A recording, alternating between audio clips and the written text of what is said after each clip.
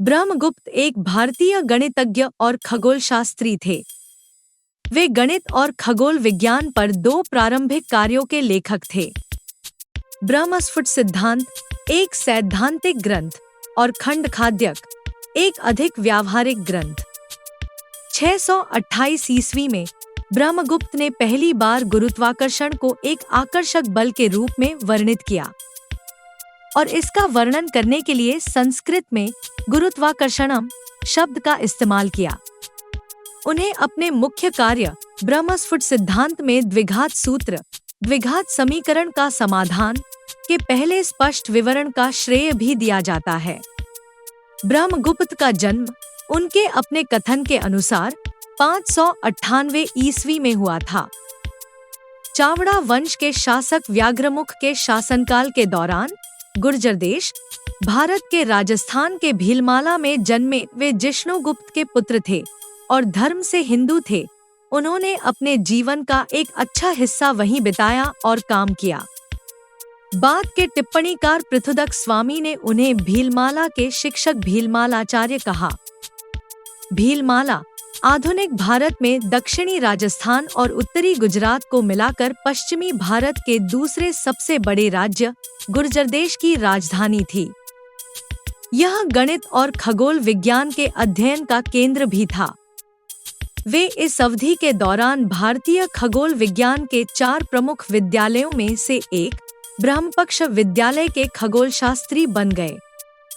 उन्होंने भारतीय खगोल विज्ञान पर 5 पारंपरिक सिद्धांतों के साथ साथ आर्यभट्ट प्रथम, लतादेव, प्रद्युम्न, वराहमिहिर, सिम्हा, श्रीसेन, विजयनंदन और विष्णुचंद्र सहित अन्य खगोलविदों के कार्यों का अध्ययन किया।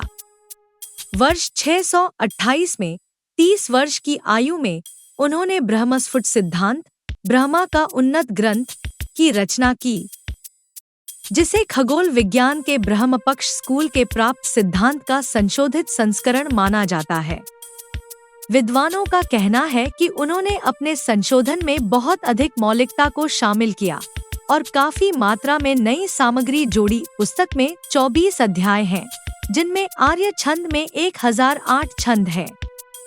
इसका एक बड़ा हिस्सा खगोल विज्ञान है, लेकिन इसमें बीजगणित, ज्यामिति, त्रिकोणमिति और एल्गोरिदम सहित गणित पर भी महत्वपूर्ण अध्याय हैं, जिनके बारे में माना जाता है कि उनमें स्वयं ब्रह्मगुप्त के कारण नई अंतर्दृष्टि शामिल है। बाद में ब्रह्मगुप्त मध्य भारत में खगोल विज्ञान के एक प्रमुख केंद्र अवंती के उज्जैनी चले गए। 67 वर्ष की आयु में उन्होंने अपना अगला प्रसिद्ध कार्य खंडखाद्यक लिखा, जो कि छात्रों द्वारा उपयोग किए जाने के लिए करण श्रेणी में भारतीय खगोल विज्ञान का एक व्यावहारिक मैनुअल था। ब्रह्मगुप्त की मृत्यु 668 ईस्वी में हुई और ऐसा माना जाता है कि उनकी मृत्यु उज्जैन में हुई थी। ब्रह्मगुप्त की गणितीय उन्नति को उज्जैन के एक वंशज भास्कर द्वितीय ने आगे बढ़ाया, जिन्होंने ब्रह्मगुप्त को गणकचक्रचूड़ामणि, गणितज्ञों के समूह का रत्न बताया। पृथुदक स्वामी ने उनके दोनों कार्यों पर टिप्पणियां लिखीं, कठिन छंदों को सरल भाषा में प्रस्तुत किया और चित्र जोड़े। 8वीं और 9वीं शताब्दी में लल्ला और भट्टोत्पला ने खंडखाद्यक पर टिप्पणियां लिखीं। 12वीं शताब्दी में आगे की टिप्पणियां लिखी जाती रहीं। ब्रह्मगुप्त की मृत्यु के कुछ दशक बाद सिंध 712 ईस्वी में अरब खिलाफत के अधीन आ गया। अरब इतिहासकारों के अनुसार गुर्जर देश में अभियान भेजे गए। ऐसा प्रतीत होता है कि भिल्लमाला का राज्य नष्ट हो गया था, लेकिन उज्जैन ने हमलों को विफल कर दिया। खलीफा अल-मंसूर के दरबार में सिंध से एक दूतावास आया, जिसमें कनक नामक एक ज्योतिषी भी शामिल था, जो ब्रह्मगुप्त सहित संभवतः याद किए हुए खगोलीय ग्रंथ लेकर आया था। ब्रह्मगुप्त के ग्रंथों का अरबी में अल-मंसूर के दरबार के एक खगोलशास्त्री मुहम्मद इब्न इब्राहिम अल-अफजारी ने सिंधिंद और अरखंड नामों से अनुवाद किया था। गणितज्ञ अल-ख्वारिज़मी ने अलजाम वलतफ्रीक बी हिसाल अल-हिंद, भारतीय अंकगणित में जोड़ और घटाव नामक एक ग्रंथ लिखा था, जिसका 13वीं शताब्दी में अल्गोरिथमी डे न्यूमेरो इंडोरम के रूप में लैटिन में अनुवाद किया गया था। इन ग्रंथों के माध्यम से दशमलव संख्या प्रणाली और अंकगणित के लिए ब्रह्मगुप्त के एल्गोरिदम दुनिया भर में फैल गए हैं। अल-ख्वारिज़मी ने सिंधिंद का अपना संस्करण भी लिखा, जो अल-अफ़ज़ारी के संस्करण पर आधारित था और इसमें टॉलेमिक तत्वों को शामिल किया गया था। भारतीय खगोलीय सामग्री सदियों तक व्यापक रूप से प्रसारित हुई, यहाँ तक कि मध्ययुगीन लैटिन ग्रंथों में भी इसका स्थान रहा। विज्ञान के इतिहासकार जॉर्ज सार्टन ने ब्रह्मगुप्त को अपनी जाति के सबसे महान वैज्ञानिकों में से एक और अपने समय का सबसे महान वैज्ञानिक कहा। ब्रह्मगुप्त ने ब्रह्मस्फुट सिद्धांत के 18वें अध्याय में सामान्य रेखीय समीकरण का हल दिया है। रुपयों के बीच का अंतर जब उल्टा करके अज्ञात के गुणांकों के अंतर से विभाजित किया जाता है तो समीकरण में अज्ञात होता है। रुपयों को उस तरफ से घटाया जाता है जहां से वर्ग और अज्ञात को घटाया जाना है। उन्होंने एक साथ अनिर्धारित समीकरणों की प्रणालियों को हल करने के लिए कहा कि वांछित चर को पहले अलग किया जाना चाहिए और फिर समीकरण को वांछित चर के गुणांक से विभाजित किया जाना चाहिए। विशेष रूप से उन्होंने कई अज्ञात के साथ समीकरणों को हल करने के लिए पल्वराइजर का उपयोग करने की सिफारिश की। 4 मूलभूत क्रियाएं जोड़, घटाव, गुणा और भाग ब्रह्मगुप्त से पहले कई संस्कृतियों को ज्ञात थी। यह वर्तमान प्रणाली हिंदू अरबी अंक प्रणाली पर आधारित है और पहली बार ब्रह्मस्फुट सिद्धांत में दिखाई दी। ब्रह्मगुप्त ने गुणन का वर्णन इस प्रकार किया है। इसके बाद ब्रह्मगुप्त प्रथम इन पूर्णांकों के वर्गों और घनों का योग बताते हैं। वर्गों का योग उस योग को चरणों की संख्या के दुगुने से गुणा करके 1 से बढ़ाकर 3 से विभाजित किया जाता है। घनों का योग उस योग का वर्ग होता है। समान गेंदों वाले इनके ढेर की भी गणना की जा सकती है। ब्रह्मगुप्त का ब्रह्मस्फुट सिद्धांत पहली पुस्तक है जो अंकगणितीय जोड़-तोड़ के नियम प्रदान करती है, जो शून्य और ऋणात्मक संख्याओं पर लागू होते हैं। ब्रह्मस्फुट सिद्धांत सबसे पहला ज्ञात ग्रंथ है जो शून्य को अपने आप में एक संख्या के रूप में मानता है, बजाय इसके कि इसे किसी अन्य संख्या का प्रतिनिधित्व करने के लिए केवल एक प्लेसहोल्डर अंक के रूप में देखा जाए। अपने ब्रह्मस्फुट सिद्धांत के अध्याय 12 में ब्रह्मगुप्त ने पाइथागोरस त्रिक उत्पन्न करने के लिए एक उपयोगी सूत्र प्रदान किया है। किसी पहाड़ की ऊंचाई को किसी दिए गए गुणक से गुणा करने पर शहर की दूरी प्राप्त होती है। इसे मिटाया नहीं जाता।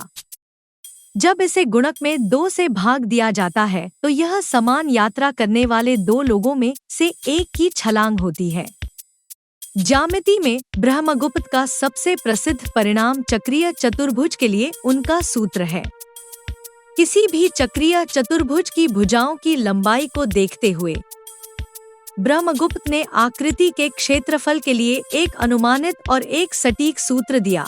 अनुमानित क्षेत्रफल त्रिभुज और चतुर्भुज की भुजाओं और सम्मुख भुजाओं के योग के आधे भाग का गुणनफल होता है। सटीक क्षेत्रफल चतुर्भुज की प्रत्येक भुजा से घटाई गई भुजाओं के योग के आधे भाग के गुणनफल से वर्गमूल होता है। ब्रह्मगुप्त ने अपने काम का एक बड़ा हिस्सा ज्यामिति को समर्पित किया। एक प्रमेय त्रिभुज के आधार को उसकी ऊंचाई से विभाजित करने वाले 2 खंडों की लंबाई देता है। आधार को आधार से विभाजित भुजाओं के वर्गों के बीच के अंतर से घटाया और बढ़ाया जाता है। जब 2 से विभाजित किया जाता है तो वे सच्चे खंड होते हैं। लंबवत ऊंचाई एक भुजा के वर्ग से वर्गमूल है जो उसके खंड के वर्ग से कम हो जाता है। ब्रह्मगुप्त आगे कहते हैं, किसी असमान चतुर्भुज की भुजाओं और सम्मुख भुजाओं के 2 गुणनफलों के योग का वर्गमूल विकर्ण होता है। विकर्ण का वर्ग आधार और शीर्ष के योग के आधे वर्ग से घटाया जाता है। वर्गमूल लंबवत ऊंचाई होता है। श्लोक 40 में वह का मान देता है व्यास और त्रिज्या का वर्ग प्रत्येक 3 से गुणा करने पर क्रमशः व्यावहारिक परिधि और क्षेत्र एक वृत्त का होता है। सटीक मान उन दोनों के वर्गों से वर्गमूल होते हैं जिन्हें 10 से गुणा किया जाता है। श्लोक 40 से पहले के कुछ श्लोकों में ब्रह्मगुप्त ने मनमाने भुजाओं वाली विभिन्न आकृतियों की रचना की है। उन्होंने समद्विबाहु त्रिभुज, विषमबाहु त्रिभुज, आयत, समद्विबाहु समलंब, 3 बराबर भुजाओं वाले समद्विबाहु समलंब और विषमबाहु चक्रीय चतुर्भुज बनाने के लिए समकोण त्रिभुजों में हेरफेर किया। ब्रह्मस्फुट सिद्धांत के अध्याय 2 में, जिसका शीर्षक है ग्रहीय वास्तविक देशांतर, ब्रह्मगुप्त ने एक साइन तालिका प्रस्तुत की है। साइनस पूर्वज, जुड़वा, सप्तर्षि, जुड़वा, वेद, देवता, आग, 6 स्वाद, पासा, देवता, चंद्रमा, 5 आकाश, चंद्रमा, चंद्रमा, तीर, सूर्य। 628 में ब्रह्मगुप्त ने पहली बार गुरुत्वाकर्षण को एक आकर्षक शक्ति के रूप में वर्णित किया। इसका वर्णन करने के लिए गुरुत्वाकर्षणम शब्द का उपयोग किया। पृथ्वी अपने सभी किनारों पर एक जैसी है। पृथ्वी पर सभी लोग सीधे खड़े होते हैं और सभी भारी चीजें प्रकृति के नियम के अनुसार पृथ्वी पर गिरती हैं, क्योंकि पृथ्वी की प्रकृति चीजों को आकर्षित करना और रखना है, जैसे कि पानी का स्वभाव बहना है। अगर कोई चीज पृथ्वी से भी नीचे जाना चाहती है तो उसे कोशिश करनी चाहिए। ब्रह्मगुप्त ने प्रतिद्वंद्वी खगोलविदों के काम की बहुत आलोचना की और उनके ब्रह्मस्फुट सिद्धांत में भारतीय गणितज्ञों के बीच सबसे शुरुआती मतभेदों में से एक को दर्शाया गया है। यह विभाजन मुख्य रूप से भौतिक दुनिया में गणित के अनुप्रयोग के बारे में था, न कि स्वयं गणित के बारे में। ब्रह्मगुप्त के मामले में असहमति मुख्य रूप से खगोलीय मापदंडों और सिद्धांतों के चुनाव से उपजी थी। प्रतिद्वंद्वी सिद्धांतों की आलोचनाएं पहले 10 खगोलीय अध्यायों में दिखाई देती हैं और 11वां अध्याय पूरी तरह से इन सिद्धांतों की आलोचना के लिए समर्पित है। हालांकि 12वें और 18वें अध्यायों में कोई आलोचना नहीं दिखाई देती है। अपने ब्रह्मस्फुट सिद्धांत के 7वें अध्याय में, जिसका शीर्षक चंद्र अर्धचंद्र है, ब्रह्मगुप्त ने इस विचार का खंडन किया है कि चंद्रमा सूर्य की तुलना में पृथ्वी से अधिक दूर है। स्पष्टीकरण की आवश्यकता है। वह सूर्य द्वारा चंद्रमा के प्रकाश की व्याख्या करके ऐसा करता है। यदि चंद्रमा सूर्य के ऊपर होता तो चंद्रमा के देशांतर की गणना से बढ़ने और घटने आदि की शक्ति कैसे उत्पन्न होती? चंद्रमा का निकटवर्ती आधा भाग हमेशा चमकीला होता।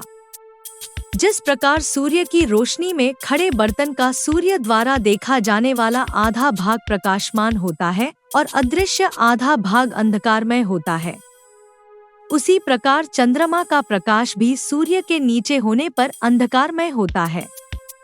सूर्य की दिशा में चमक बढ़ती है। एक उज्ज्वल यानी बढ़ते आधे महीने के अंत में निकट आधा भाग उज्ज्वल होता है और दूर का आधा भाग अंधकारमय होता है। इसलिए गणना से अर्धचंद्र के सींगों की ऊंचाई प्राप्त की जा सकती है। वह बताते हैं कि चूंकि चंद्रमा सूर्य की तुलना में पृथ्वी के अधिक निकट है, इसलिए चंद्रमा के प्रकाशित भाग की डिग्री सूर्य और चंद्रमा की सापेक्ष स्थिति पर निर्भर करती है और इसकी गणना दोनों पिंडों के बीच के कोण के आकार से की जा सकती है। ग्रहों के देशांतर, दैनिक घूर्णन, चंद्र और सूर्य ग्रहण, उदय और अस्त, चंद्रमा का अर्धचंद्र और ग्रहों की युति आदि पर। हमारी वीडियो अच्छी लगी हो तो लाइक करें, शेयर करें और चैनल को सब्सक्राइब करना ना भूलें।